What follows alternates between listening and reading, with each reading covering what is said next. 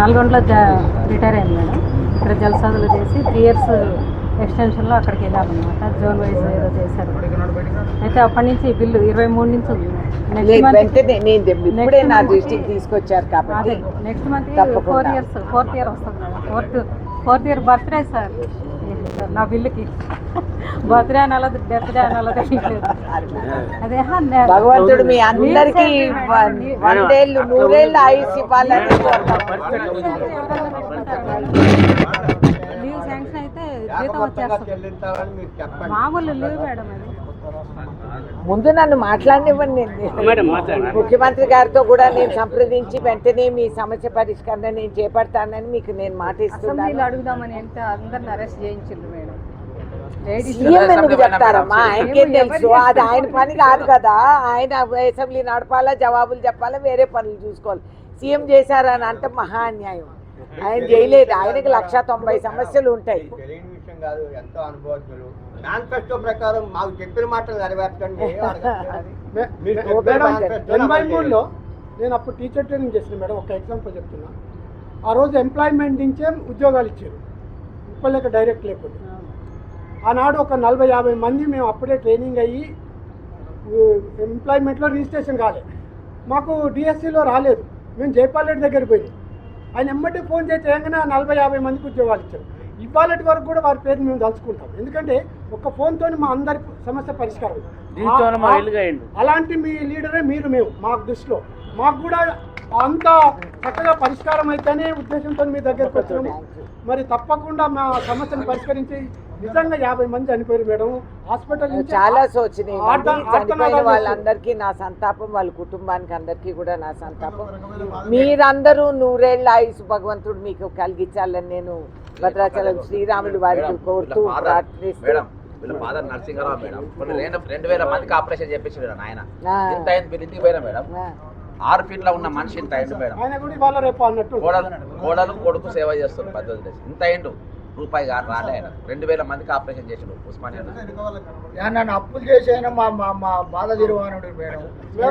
మీరు మాకు శాశ్వతంగా అప్పులు చేస్తుంది. 20,500 మంది రిటైర్డ్ అయింది మేడం. డిసెంబర్ 2031 వరకు వీళ్ళందరికీ 20,500 మంది అయ్యారు.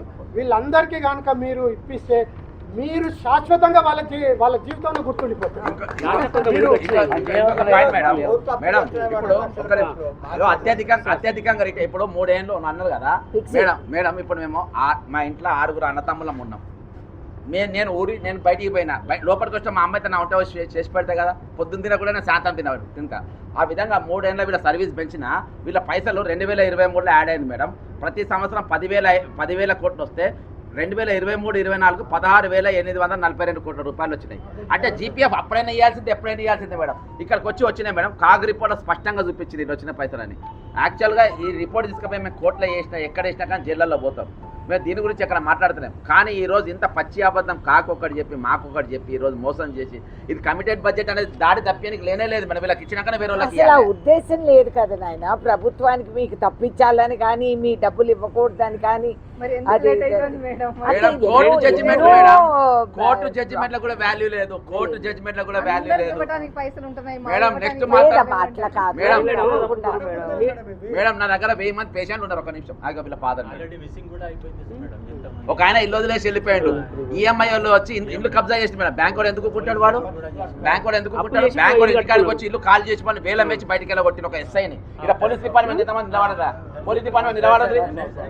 వీళ్ళందరూ పోలీస్ డిపార్ట్మెంట్ లో పనిచేసే ఎస్ఐలు సీఏలు ఉన్నారు. ఒక ఆయన బెడ్ రిటర్న్ అయిపోయింది మేడం. ఎన్నుపూసి వెనుక కూడా పోలీస్ డిపార్ట్మెంట్. ఇంతమంది ప్రతి డిపార్ట్మెంట్ ఉన్నారు. వీళ్ళందరినీ సేవ చేయించుకుంటావు. వీళ్ళతో పనిచేయాలి.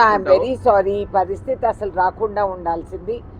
Very sorry. ఇది సహించే బాధ కాదు. నేను ఐఎమ్ ఫీలింగ్ వెరీ బ్యాడ్. నేను నా తరఫు నుంచి మీ అందరికీ మీ ముఖాలు చూసి ఓట్లు వేసిన వాళ్ళ ముఖాలు మాకు తెలుసా? మాకు వాళ్ళ ముఖాలు తెలుసా? సోనియా గాంధీ గారి ముఖం చూసి, రాహుల్ గాంధీ గారి ముఖం చూసి తెలంగాణ ఇచ్చిన అని చెప్పేసి మేము ఓటు వేసినాం మేడం. మేడం బీఆర్ఎస్ ను 10 సంవత్సరాలు పరిపాలించినటువంటి దానికి నిరసనగా మేము కావాలని మేము తెచ్చుకున్నాం మేడం. చూసి ఓటేసినాం. మేము అయినా ఓటేసి మీ తెచ్చుకున్నాం ప్రభుత్వమే మేము. ఇది. ఆ? మీ మేము తెచ్చుకున్నాం ప్రభుత్వమే మేడం. మీకు మేలే జరుగుతుందని నా పూర్తి నమ్మకం. ఎక్కడ మేడం? మీరు ఇన్ని రోజులు ఆగినారు మేడం, కదా. రిటైర్మెంట్ పైసలు మీరు మేడం ఫస్ట్ టైం రిటైర్మెంట్ పైసలు కమిషన్లు తీసుకున్న ఫస్ట్ టైం నా జీవితంలో ఎప్పుడు 34 ఏళ్ళ కాంగ్రెస్ పార్టీ పనిచేసినా కానీ మరీ అంత ఈ నిందలు కమిషన్లు వేస్తే తీసుకున్నా కమిషన్లు మేడం ఎందుకు? మేము కాదు కదా. అబద్ధమని చెప్పా. అబద్ధమని చెప్పా. అబద్ధమని చెప్పా. ఎవరి తరం కాదు అది.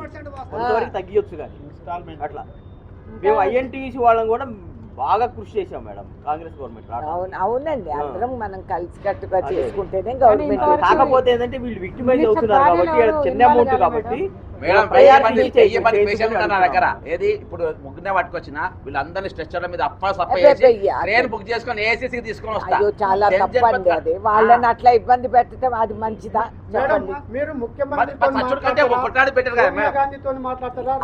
మీరు పరిష్కారం చేయండి. మీరు మేడం, ఓకే, తెలుసు మేము అది. చేతులు ఓకే. నమస్కారం. పరిష్కారానికి మీరు మీకు రిజల్ట్ కావాలి కదా. మీకు రిజల్ట్ తో సంబంధం మీరు అంత భరోసా నాకు మా అమ్మాయి ఇచ్చింది మేడం, కోడలు. ఆ మేడం గురించి నాకు తెలుసు, పదోన్నతమ్మ అని తీసుకొచ్చింది. ఓన్లే నా మీద నమ్మకం ఉంచుకున్నారు. Thank you. ఎందుకంటే కేంద్రంలో కానీ రాష్ట్ర అనేక పదవులు చేసి మీరు అందరికన్నా మంచి పొజిషన్లో ఉన్నారు. మీరు వెయిట్ పరంగా మీకున్న వెయిట్ మిగతా వాళ్ళకి ఎవరికి లేదు. అందుకనే మీ దగ్గర రావడం జరిగింది. లేదు, మీరు అందరు వచ్చారు. ఈ అవకాశాన్ని అందరూ కలుసుకోగలిగాము.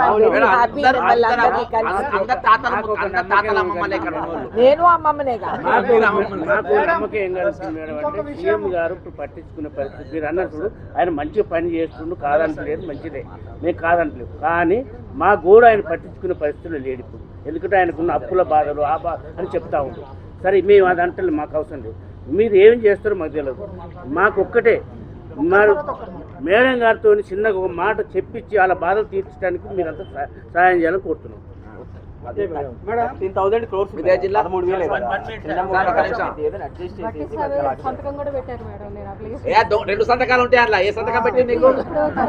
రెండు సంతకాలు ఉంటాయి మరి అందులో ఏ సంతకం పెట్టిండు? 2 సంతకాలు పెట్టాను, తర్వాత తెలిసింది. అందరికి పెట్టిండు సంతకాలు. చెప్పండి మేడం 2024లో గెజిటెడ్ హెడ్ మాస్టర్గా నేను రిటైర్ అయ్యాను మేడం. అనేక సందర్భాలలో జడ్సన్ అన్న గారి నాయకత్వంలో మేము గవర్నర్ గారికి రిప్రజెంటేషన్ ఇవ్వడం జరిగింది. ఏజీ ఆఫీస్లో కూడా మేము మా రిప్రజెంటేషన్ ఇవ్వడం జరిగింది. అసెంబ్లీ దగ్గర మా సమస్యల్ని గవర్నమెంట్కు చెప్పుకుందామని పోతే అక్కడ మమ్మల్ని అమానుషంగా ఒక గెజిటెడ్ హెడ్ మాస్టరు ఒక 100 మందికి 1000 మందికి మేము చదువు చెప్పి విద్యాబుద్ధులు నేర్పించినటువంటి వాళ్ళము. మమ్మల్ని వీళ్ళు పెద్దవాళ్ళని కూడా చూడకుండా మెడలు బట్టి తోసుకపోయి ఆ జైల్లో పెట్టి సాయంత్రం దాకా మమ్మల్ని వదలకుండా నిర్బంధించడం ఎంతవరకు సమంజసం మేడం? మేము ఆయన అసెంబ్లీ నడపాలి కాబట్టి పోలీసులు చేసింటారు. మీరు లోపల వాళ్ళు చేశారంటే ఎట్లా? నన్ను కూడా అరెస్ట్ చేసిన రోజులు లేదు మేడం. మీరు రాజ్భవన్ ముందు నేను ఊరికే నడిచిపోతా ఉంటే ఆ రోజు ఆ ప్రభుత్వం నన్ను అరెస్ట్ చేసి గోల్కొండ పోలీస్ స్టేషన్ లో పెట్టారు. అవును మేడం. మరి మేము ఏదన్నా మన ప్రజాప్రతినిధులు దాచుకున్నాడు సొమ్ములే మనం అడుగుతున్నాం మేడం. ఇస్తాం కదండి. ఇప్పుడు రేవంత్ రెడ్డి గారు ఏమంటున్నారు మేడం? మనం కోసినా కూడా ఒక డబ్బు పైసా లేదు మా దగ్గర. అవునండి, మీ ప్రత్యేకంగా రిటైర్డ్ ఎంప్లాయీస్ కి ఇవ్వమని ఏమన్నా అన్నారా? లేదు కదా మేడం, ఇవ్వమని అంటలేరు, ఇస్తలేరు. రావట్లేదు. ఇస్తే సమస్య ఇంతవరకు ఎందుకుంటుంటే మేము మేడం, మేము మొండిగా మూసీ సుందరీకరణకు 150,000 కోట్లు వెచ్చిస్తాడు. ఒక నిమిషం, మూసీ సుందరీకరణ పేరు మీద 150,000 కోట్లు వెచ్చించి దాన్ని చేస్తున్నాడు. మరి డబ్బులు ఇవ్వంటున్నారు కదా, మరి ఆ వేకెన్సీలు ఇచ్చింది మరి మాకు కేవలం మాకు 7,000 కోట్లు ఇస్తే సరిపోతాయి కదా మేడం. మీరు అప్పులు ఇచ్చి చేస్తున్నారు, మాకు కూడా అప్లికేషన్ చేయండి. నడపడం లేదు, మీకు తెలవదు. సరే మూసి వదిలేస్తామంటే చెప్పండి, వదిలేస్తాము. మరి తెలియదన్నప్పుడు ఎప్పుడు రిటైర్డ్ అయిన నెల నుంచి ఆ నెలలో ఇస్తే ఇంత బడేం పడేది కాదు. అవును, కష్టం మీకు కష్టమే. నేను కాదంటే నేనేమంటున్నాను, నేను చాలా ఓపికగా ఉండి మీ అందరి సమస్యలు విన్నాను.